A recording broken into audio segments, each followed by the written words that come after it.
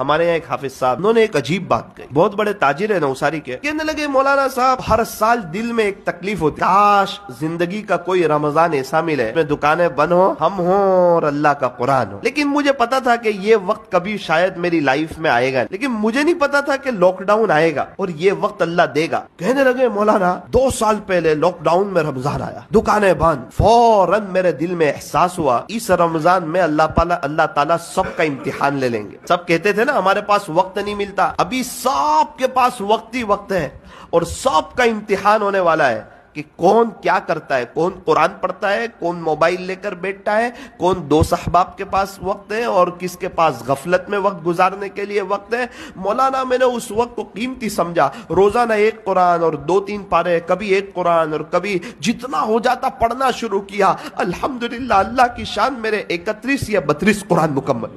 ہمارے یہاں ایک حافظ صاحب انہوں نے ایک